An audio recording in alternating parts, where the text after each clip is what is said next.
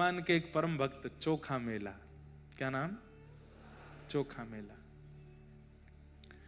दो दंपति ब्राह्मण पंडरीनाथ भगवान का दर्शन करने के लिए जा रहे थे और साथ में आम लेकर के जा रहे थे। पंडरीनाथ भगवान को भोग लगाएंगे।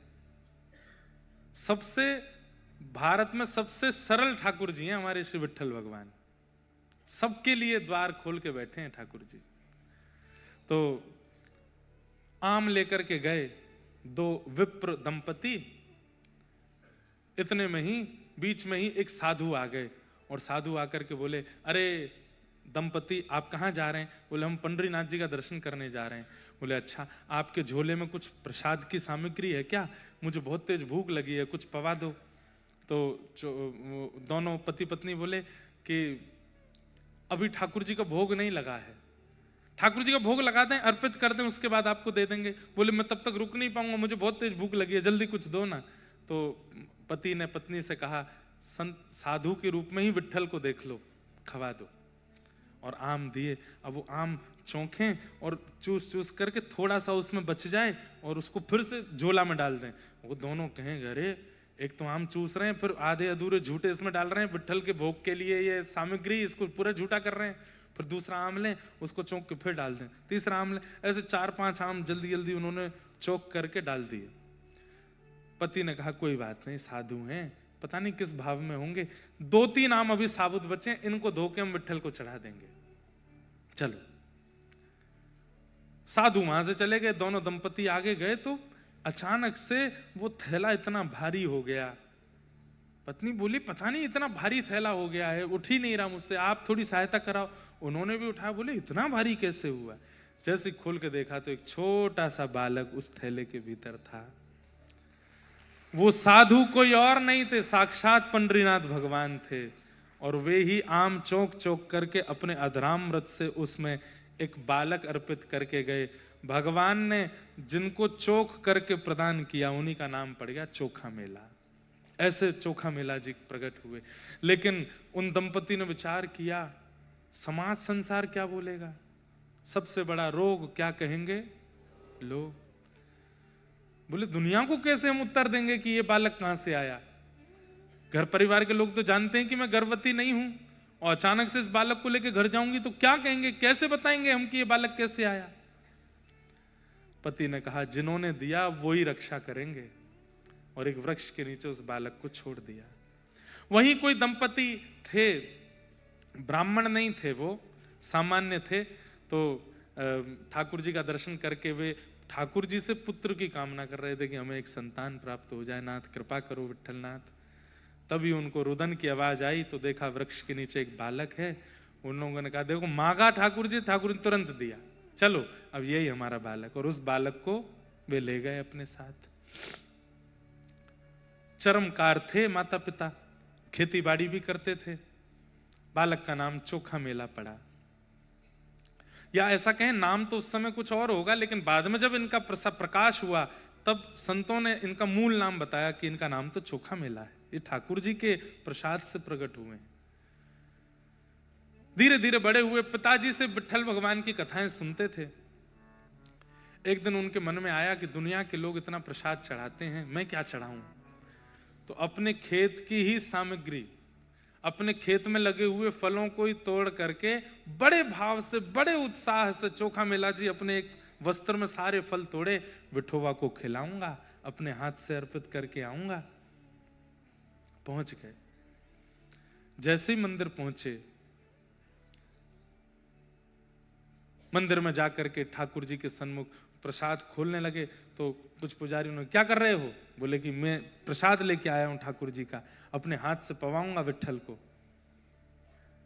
बोले तू अधिकारी है, इतना पवित्र आत्मा है, इतना पवित्र जन्म है तेरा कि तू अपने हाथ से पवाएगा ठाकुर जी को? बोले तो इसमें क्या हो गया, सब सामग्री होती तो भूमि में ही है, अब भूमि में तो हर प्रकार की वस्तु होती है, वो तो पवित्र नहीं होती, ठाकुर जी फिर भी पाते हैं। तो मैं जीव हूं, मेरी पवित्रता अपवित्रता मेरे जन्म से कैसे हो सकती है? अच्छा जवान लड़ाता है हमसे। लोग बागों ने मार पीट करके चोखा मेला जी को भगा दिया। और उनके फल की सामग्री भी बाहर फेंक दी। बोले तेरे हाथ का छुआ पंडरीनाथ नहीं पाएंगे, तू योग्य नहीं है।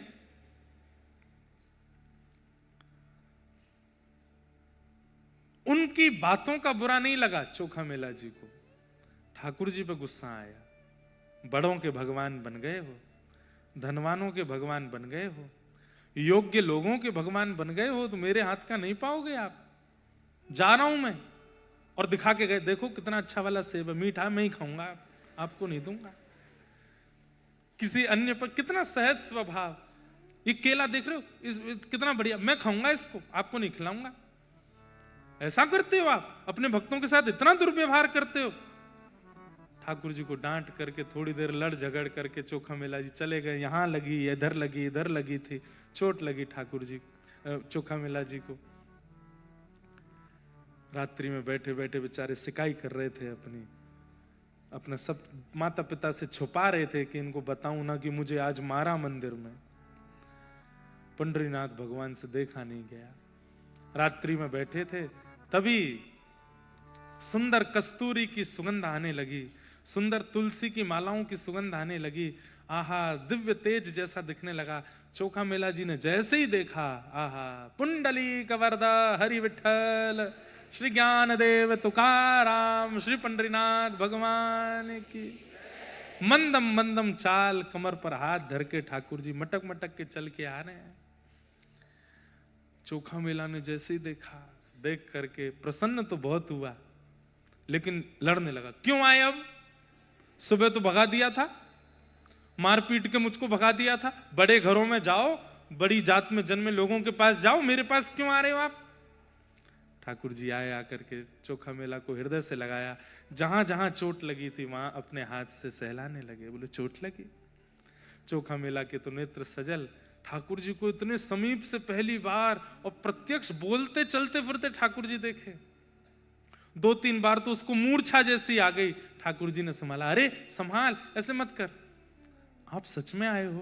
बोले हाँ, मैंने सुबह बहुत डांटा आपको, मुझे क्षमा करना। कोई बात नहीं, सुन वो फल कहाँ है? तू बोल रहा था बहुत मीठा सेब है, बहुत अच्छा केला है, कहाँ है?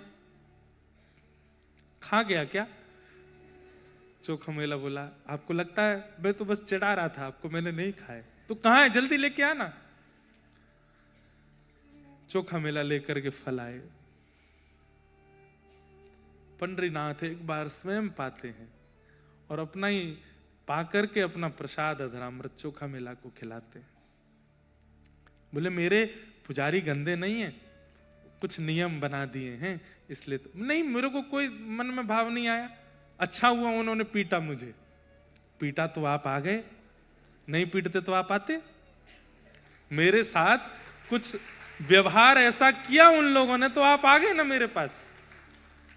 मुझे बंधुओं देखो, सम्मान की इच्छा उसी को ज्यादा होती है जिसको अपमान का भय होता है, या फिर अपमान भी उसी का ज्यादा होता है जिसको सम्मान की बहुत इच्छा होती है। चोखा मेला जी को और किसी भक्त को सम्मान की इच्छा होनी ही नहीं चाहिए। उसका अपमान कितना भी करे दुनिया, उसको पता ही नहीं चलेगा। चोखा मेला जी, ठाकुर जी अब पावे फिर पवावे, फिर पावे फिर पवावे। 2-3 फल पाने के बाद ठाकुर जी बोले, अच्छा चल अब बाकी की पोटली बना के मुझको दे दे। चोखा मेला बोले, सब पालो ना। नहीं, ये मैं लेके जाऊंगा, रुक्मणी जी को पवाऊंगा। आज तुम आए थे, तुम्हारे साथ मंदिर में दुर्व्यवहार हुआ, इस वजह से मैंने और रुक्मणी दोनों ने कुछ नहीं खाया। पूरे दिन हम भूखे रहे, आज वो भी भूखी है, तो मैं जाके तेरे ही फल खिलाऊंगा। चोखा मेला जी तो बोले, मुझे सर्वस्व मिल गया नाथ, मुझे सब कुछ प्राप्त हो गया, मैं आ सकता हूं आपके पास? हाँ तू आना ना, मैं करवा दूंगा व्यवस्था, मैं पुजारियों को स्वप्न आदि देके तेरी व्यवस्था कर दूंगा, तू आ जाना।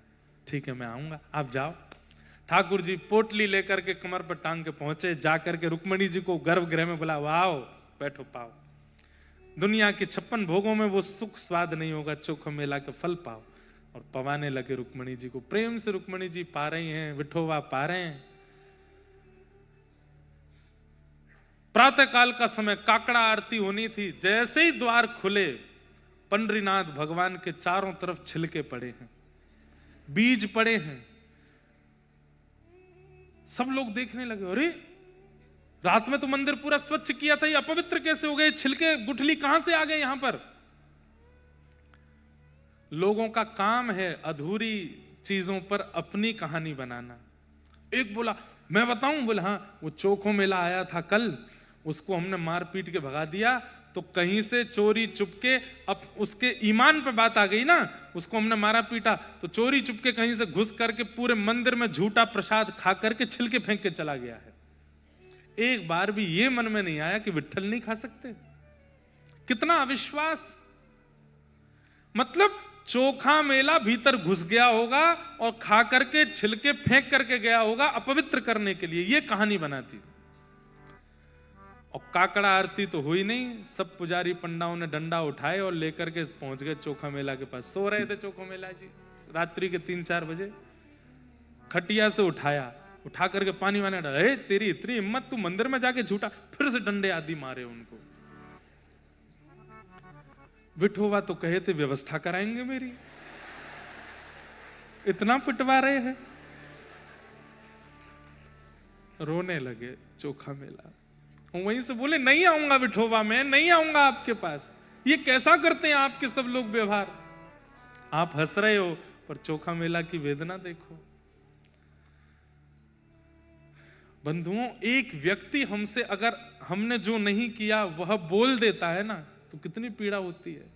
और यहां सब लोग अगर पीछे पड़ जाएं तो चोखा मेला जी का स्थिति भाव देखो। इतना मारा कि जो रात के घाव थे वो तो खुल ही गए और नए घाव आ गए। बिल्कुल शिथिल अवस्था में चोखा मेला जी रोने लगे। कैसे बताऊं इन सबको कि मैंने नहीं किया? पुजारी बोले अब ये सबक सीख गया, अब नहीं आएगा कभी। लौट करके जैसे पंडरीनाथ के मंदिर में पहुंचे, भीतर से द्वार बंद कर दिया ठाकुर जी ने और ताला लगा दिया अंदर से। और भीतर से सिसकियों की आवाज आ रही है, ठाकुर जी रो रहे हैं। पुजारियों ने जाकर के खूब द्वार खोला लेकिन नहीं खुला। ज्यादा हट करने लगे तो भीतर से रोष में और जैसे कोई रोते हुए स्वर में बोलता है, गुस्से में, ऐसे ठाकुर जी बोले निकल जाओ यहां से, नहीं मिलना मुझे तुम लोगों से। किस बात का अभिमान लेकर के बैठे हो? तुम बहुत ज्ञानी हो, बहुत पढ़े लिखे हो, बहुत ऊंचे कुल खानदान में जन्मे हो, तो तुमको अधिकार है मेरी सेवा का। मैं आज प्रतिज्ञा लेता हूं, प्रलय कालीन समय तक विट्ठल रुक्मणी का मंदिर अब नहीं खुलेगा लोगों के दर्शन के लिए, सदा के लिए बंद रहेगा। जब जब चोखा मेला आएगा, जब जब तुकाराम आएंगे, जब जब ज्ञानदेव आएंगे, जब जब जनाबाई आएगी, केवल तभी खुलेगा और किसी को दर्शन नहीं दूंगा मैं। नहीं देखना मुझे किसी को, नहीं मिलना मुझे किसी से। मेरे भक्तों का अपमान करते हो, उनको मारते हो। सारा पंढरपुर घुटने पर बैठ गया, नाथ हमें क्षमा कर दो, हमसे गलती हो गई। हमें आप जो प्रायश्चित कहेंगे, आप कहेंगे चंद्रभागा में डूब के प्राण त्यागो, हम मर जाएंगे, आप जो कहेंगे हम करने को तैयार है। नाथ ऐसे रूठ करके मत बैठो।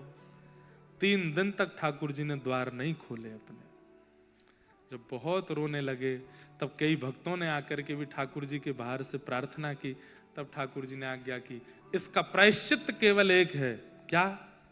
स्वर्ण की पालकी लेकर के जाओ और जाकर के चोखो मेला को बैठा करके उत्सव नृत्य कीर्तन करते हुए मेरे मंदिर में लाओ, तब द्वार खुलेगा।